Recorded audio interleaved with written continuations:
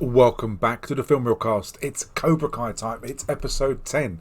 The last one. We're finally there. I've been putting it off. One Division's been there, and I've had other reviews to do as well, the audio podcast. But I'm finally on episode 10 of Cobra Kai. So let's see what happens. Let's get straight into this episode and let's go. And it starts off back in Vietnam. This could be our final Vietnam flashback. You can see that Kreese has been captured. You've got Captain Turner and you've got Kreese's colleagues as well. They're being held hostage. And what they're doing is they're fighting to the death. The Vietnamese has got them fighting over a pit of snakes.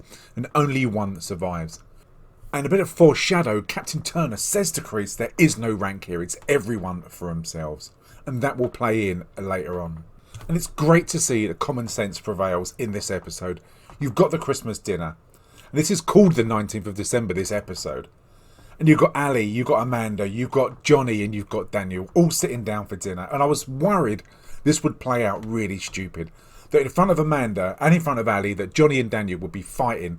Kind of competition for the attention of Ali. But that doesn't play out. And they all sit down and unbelievably they manage to have a great conversation and talk about the past. But there is no attitude. And it plays out with kind of Daniel going home with Amanda and Johnny seeing Ali off, and Ali says kind of follow your dreams, listen to what you're saying, you're a good person and you should go for it, and you're more capable than what you actually think you are. And they part ways there. Possibly next season she might come in, it might be a bit different, but at the moment it ends on a really nice kind of feeling that it's left without any rivalry. She's aware that Carmen is part of Johnny's life. And that isn't ruined, because I would have been really pissed if that would have been ruined just because Johnny was following rather than what his brain said than what his dick was telling him to do. And whilst they're at the dinner, you get a proper Purge home invasion style. Remember, Kreese has been building up the Cobra Kai dojo, the idiots there, telling them that it's a war, you need to fight back. And that's exactly what they do. Whilst Samantha is at home, trying to get her students from the Eagle Fang and from the Miyagi-Do to kind of work together so they can take down Cobra Kai. That the Cobra Kai students come crashing through. You got Tori, you got Eli and the rest of the gang. Smack the crap out of everyone. And it's really brutal when you think this is a home invasion. They're going in there kicking crap out of everyone. And it's choreographed really well. And the poor students don't stand a chance against the Cobra Kai students who are starting to get the upper hand. And if you remember from a previous episode, Samantha had that heart-to-heart with Daniel about how frightened she is of Tori, and he said about how frightened he was when he went into competition. And during this fight, Samantha gets tries to escape but ends up in the dojo. And she has that moment where she gets herself together and she starts to try and build that confidence initially, but then Tori takes her down. And you think all hope's gone, especially when Tori picks up a pair of nunchucks that she's going to smash into Samantha. But as it pans away, you can see through this fight that Hawk is starting to have a bit of a conscience. He's starting to regret what he's doing. And that's shown when he looks around the house and sees these other teammates from the Cobra Kai smashing crap out of the other various students.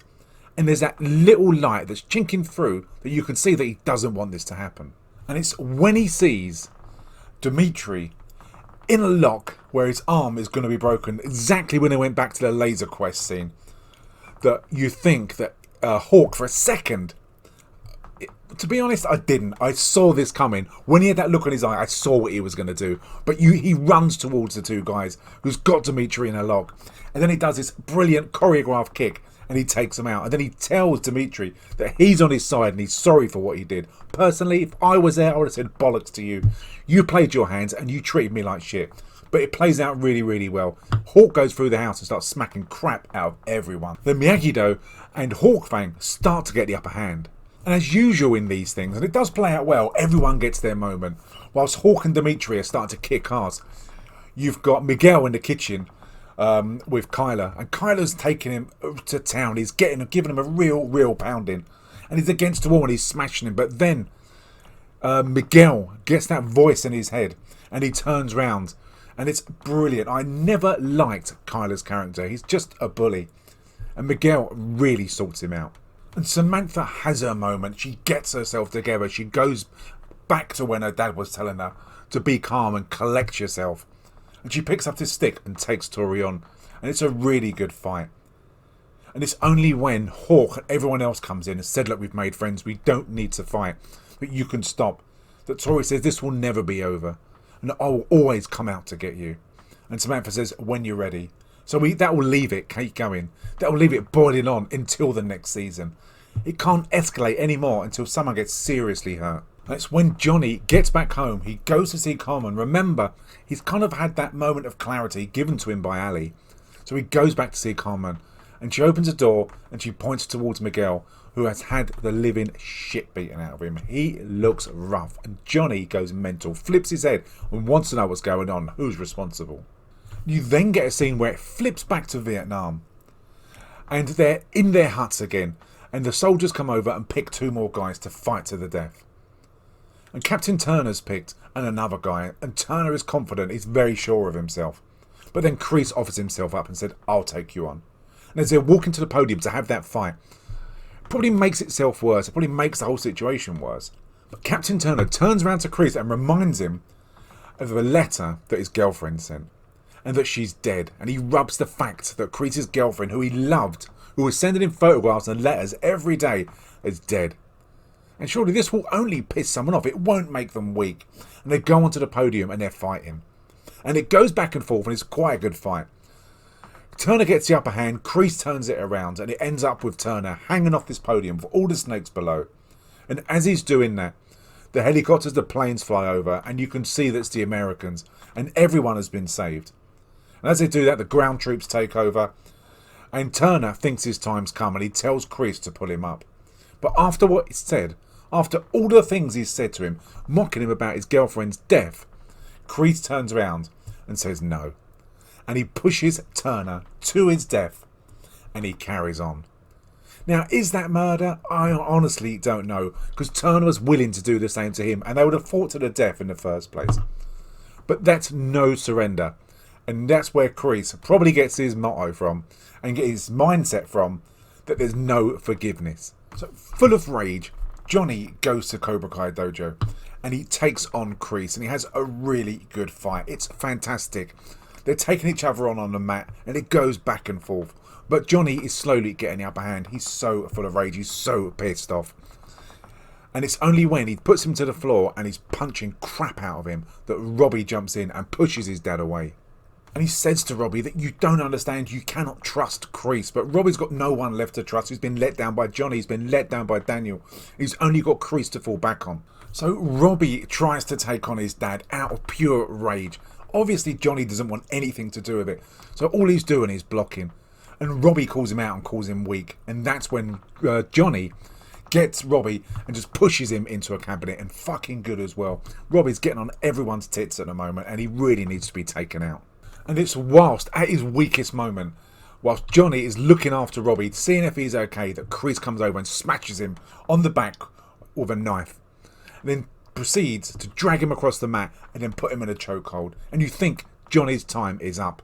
It's only when Daniel comes in, of all people, Daniel comes in, basically after going home, finding out what happened to everyone at his home with the home invasion, and kicks Kreese and takes him out.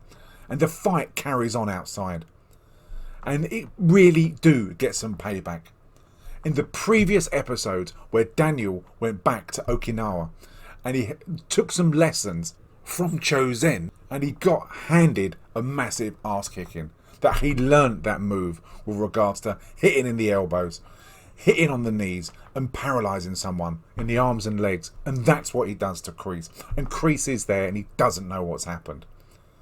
And he gets him in the famous position where he's on his knees and it looks like Daniel's going to take him out. But of course he doesn't. That'll be too easy. But there's the one thing about this that disappointed me slightly. It was great that Kreese got taken down, and it was great that there was foreshadow and payoff about what happened, and that Kreese was taken out by these special moves. But I wanted it to be more of a situation where someone's life was on the line for sure, and that Kreese was ultimately surprised that these moves would be done. And that I wanted more shock on his face, that Daniel knew how to do these moves. I didn't think there was enough payoff for me. But Kreese was taken out, and that's where it ended there. So it wraps up with Kreese on the phone talking to someone. I reckon that's Terry Silver. Then it goes to Miyagi-Do with Daniel and his students, who are then joined by the old enemies with Hawk and the rest of his gang, previously from Cobra Kai. And then it's finished off with Johnny joining it, and you've got two senseis. Finally, both dojos have come together. This is going to be awesome setup for season 4.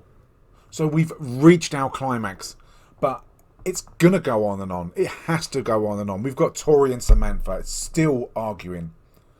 And even though Kreese has been defeated, he's still got Robbie, who in Robbie's eyes doesn't see anything wrong with Kreese. And hopefully Eagle Fang and Miyagi-Do will then form together. If they do form together, then Kreese needs to get more soldiers. He needs to get more people on board. And I'm sure there'll be fallout from the home invasion as well on both sides. Okay, that was the end of episode 10. That was the end of season 3 of Cobra Kai. And a season I've really enjoyed, and it's completely got me hooked. I'll miss it and I cannot wait for it to start. Okay, don't forget, check out the audio podcast that we've got, the Film Reel Cast, on iTunes and on Android. And don't forget to go back to all the previous videos that I've got. The Mandalorian, season 1 and 2 of Cobra Kai, The Shield, WandaVision, and various film reviews. Remember, as it says below there, subscribe and click on notifications. Okay guys, I'm Stuart, this is the Film Reel Cast, and I will see you very soon.